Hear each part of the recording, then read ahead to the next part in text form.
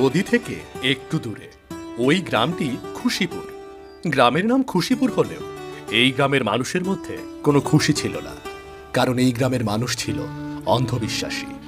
গ্রামের পাশে নদীর ধারে যে ভাঙা ঘরটা রয়েছে, ওই ঘরে বসবাস করে অভাগী মেয়ে মালা।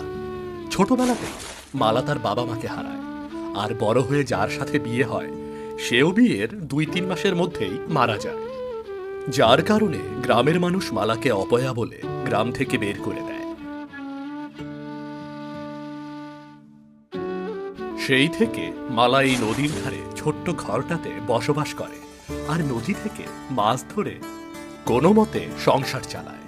কিন্তু মালা অনেক কষ্ট করে মাছ ধরলেও মালার সাথে চলে গ্রামের মানুষদের অমানবিক আচরণ। না, আজ 2 দিন হলো নদী থেকে কোনো মাছ ধরতে পারছি না।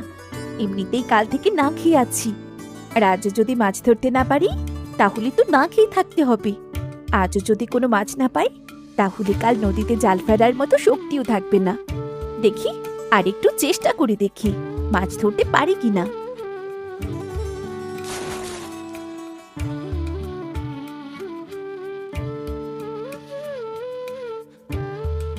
না, আজকে একটাও মাছ পাওয়া গেল না। আজকে অন্যের বাড়িতে খাবারের জন্য যেতেই হবে। যাই, জালটা রেখে দিয়ে কারো বাড়ি থেকে কিছু খাবার পাই কিনা দেখি।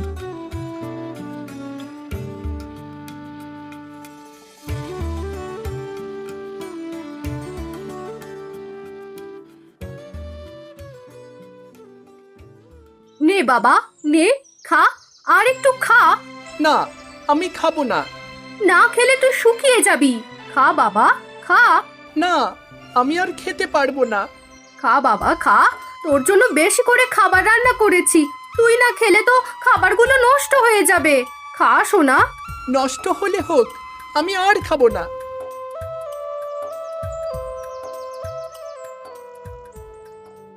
বৌদি, আমাকে কিছু খাবার দেবে? কাল থেকে আমি না খেয়ে আছি। তুই তুই এ বাড়িতে কেন এসেছিস? বের হ, বের হ তাড়াতাড়ি বাড়ি থেকে। হ্যাঁ, এক্ষুনি চলে যাব। আমাকে কিছু খাবার দাও না। খাবার? তোর মতো অপয়াকে খাবার দেব? তুই ভাবলি কি করে? বের হ, বের হ তাড়াতাড়ি এই বাড়ি থেকে। মা, তুমি তো আমার জন্য বেশি করে রান্না করেছো, সেখান থেকে কিছু খাবার ওনাকে দাও না মা, দাও ওনাকে। তুই চুপ কর, ওর মতো অপয়ের মুখ দেখাও পাপ, আর আমি ওকে খাবার দেব? এই যা বলছি, তাড়াতাড়ি এখান থেকে বিদায় হ, তা না হলে ঘাড় ধাক্কা দিয়ে বাড়ি থেকে বের করে দেব। থাক, ঘাড় ধাক্কা দিয়ে বের করে দিতে হবে না। আমি আমি নিজেই চলে যাচ্ছি। এই অপয়াকে গ্রাম ছাড়া করা হয়েছে, তাও লজ্জা হয়নি। কুকুরের মতো ড্যাং ড্যাং করে খাবার চাইতে চলে আসে। হ্যাঁ, যত সব। মা, তুমি তো বলেছিলে আমি না খেলে খাবার নষ্ট হয়ে যাবে, তাহলে খাবার নষ্ট না করে ওনাকে দিয়ে দিলেই তো হতো নাকি? কি করতে হবে আর কি করতে হবে না সেটা তোকে বলতে হবে না। প্রয়োজন হয় খাবার ফেলে দেব, তবু ওই অপয়াকে দেব না। অপয়াটা জন্মের পরে বাবা মাকে খেয়েছে, আবার বিয়ে করে কয়েকদিনের মধ্যে স্বামীটাকেও খেয়েছে। না জানি এবার এই গ্রামের কাকে খেতে এসেছে। তোর আর খেতে হবে না, চল ঘরে চল।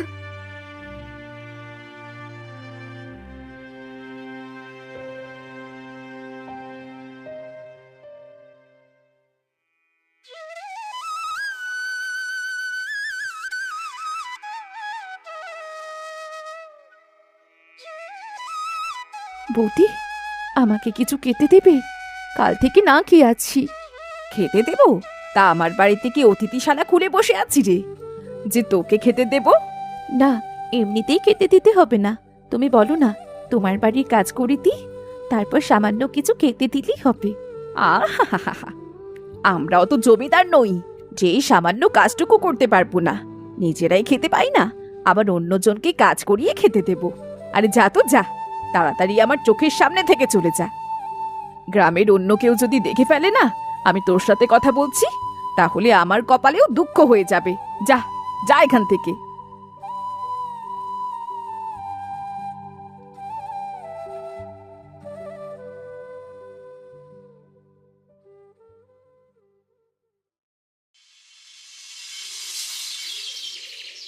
আজ 2 দিন হলো না খেয়ে আছি। জাল ফেলার মতন শক্তি নেইও শরীরে, কিন্তু মাছ ধরতে না পারলে তো না খেয়ে মরতে হবে। কি কপাল নিয়ে জন্মেছি, সবাই শুধু অপয়া বলে, কেউ সামান্য সাহায্যটুকুও করে না। আজকে জাল ফেলে দেখি এই অপয়ার ভাগ্যে কোনো মাছ লেখা আছে কিনা।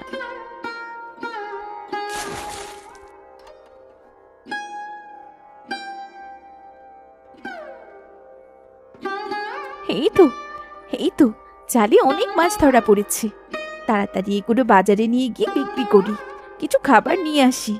খিদে পেটটা একদম জ্বলে যাচ্ছে।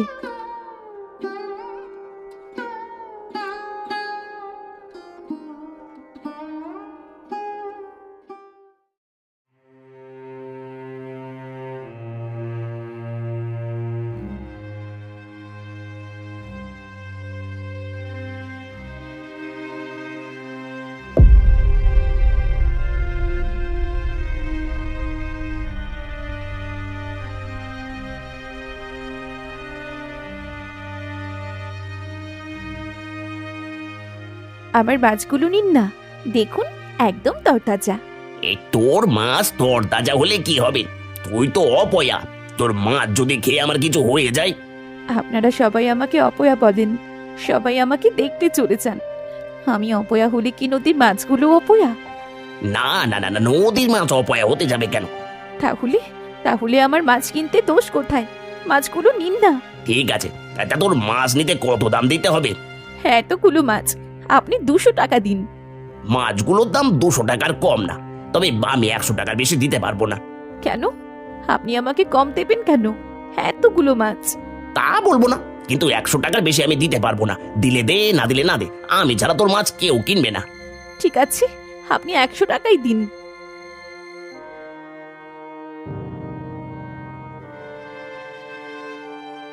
যাই, এখন মুদির দোকান থেকে কিছু চাল ডাল কিনে বাড়ি ফিরে যাই।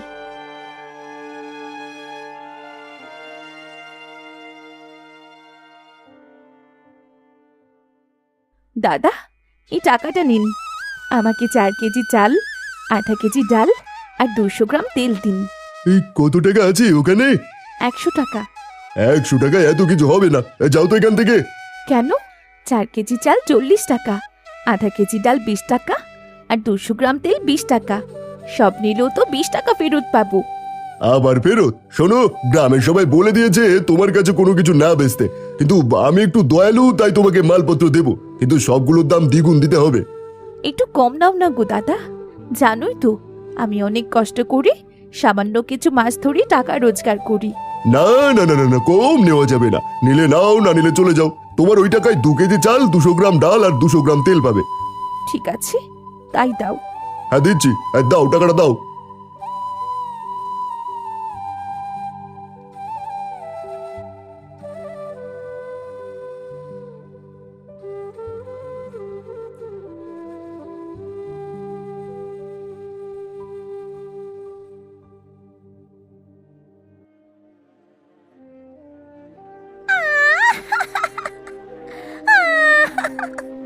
এ কি, কে তুমি? আর এভাবে কাঁদছো কেন? আমি জানি না। মেয়েটা অনেক ছোট, কি করি বা তার পরিচয় বলবে, কিন্তু এখন এখন কি করি? আচ্ছা, তুমি কোন রাস্তা দিয়ে এসেছো? আমাকে কি সেখানে নিয়ে যেতে পারবে? না, তাহলে তো মেয়েটাকে কোথাও যেতে দেওয়াও যাবে না। এইভাবে মেয়েটাকে যেতে দিলে মেয়েটার ক্ষতিও হয়ে যেতে পারে। আচ্ছা, তুমি আমার সাথে আমার বাড়িতে যাবে? আমি জানি না। না, এই বাচ্চা মেয়েটা কিছুই বলতে পারছে না। একে আমার সাথে নিয়ে যাই, আর তারপর না হয় ওর বাবা মা এসে ওকে নিয়ে যাবে। চলো তুমি আমার সাথে।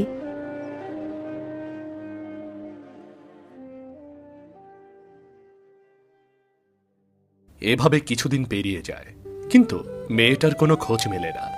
তখন মালা মেয়েটাকে নিজের মেয়ের মতো মানুষ করতে থাকে। নিজে না খেয়ে থাকলেও মেয়েটাকে খেতে দেয়। আস্তে আস্তে গ্রামের মানুষ জানতে পারে মালা এক কুড়িয়ে পাওয়া মেয়েকে মানুষ করছে। মাঝে মাঝে গ্রামের মানুষ নদী থেকে জল নিতে এসে এ নিয়ে মালাকে অনেক কথাও শুনিয়ে যায়। দেখো, নিজে ভাত পায় না, আবার ওই মেয়েটাকে নিজের কাছে রেখেছে। নিজে তো অপয়া হয়েছিস, আবার মেয়েটাকেও অপয়া বানাচ্ছে। অপয়া বানাবে কি? কোন দিন শুনবে ওই ছোট মেয়েটাকেও খেয়ে ফেলেছে? ওরা এসব কি বলছি?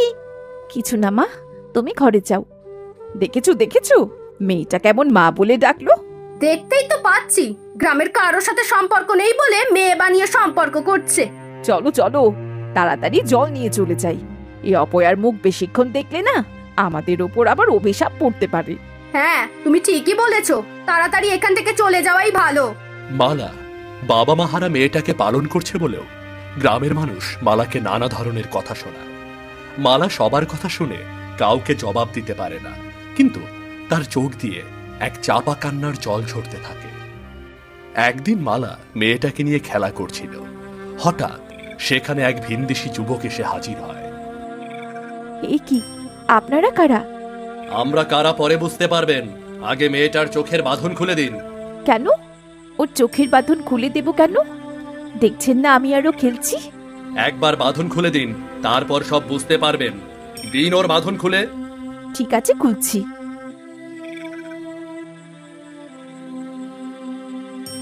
বাবা, তুমি এসেছো? বাবা মানে? বাবা মানে বুঝতে পারলেন না? আমি ওর বাবা, আর আমি এক সওদাগর। ওর মা ওকে ছোট রেখেই আমাদের ছেড়ে একেবারে চলে গেছে। সেই থেকে যেখানেই যেতাম মেয়েটাকে সাথে করে নিয়ে যেতাম। একদিন আপনাদের এই নদীর ধারে আমাদের নৌকা নোঙর করা হয়। তারপরও কখন নৌকা থেকে নেমে গেছে কেউ জানে না। সেই থেকে আমি ওকে খুঁজে চলছি।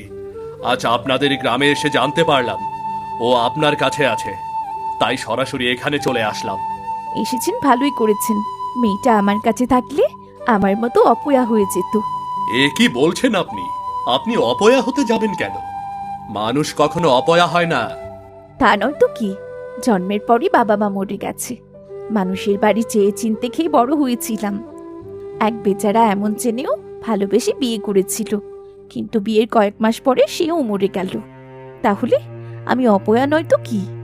শুনুন, মানুষের জন্ম মৃত্যু সব ওপরওয়ালার ইচ্ছা, এতে মানুষের কোনো হাত থাকে না।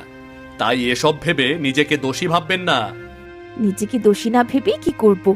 গ্রামের সবাই অবহেলা করে, কেউ আমার মুখ পর্যন্ত দেখতে চায় না। আর যার জন্যেই নদীর তীরে একা একা বসে থাকতে হয়।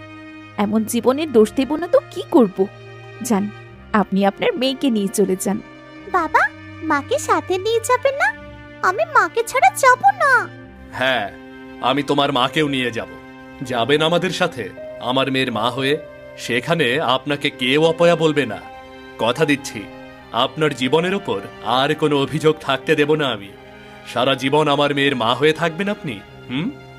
কিন্তু আমাকে নিয়ে যদি আপনাদের কিছু হয়ে যায়? আমি ওসব কুসংস্কার বিশ্বাস করি না। যার মনে এত ভালোবাসা, এত দয়া, এত ধৈর্য, সে কখনোই অপয়া হতে পারে না। চলো মা, চলো, তুমিও আমাদের সাথে চলো। আমার বাবা অনেক ভালো। হ্যাঁ, আমি যাব।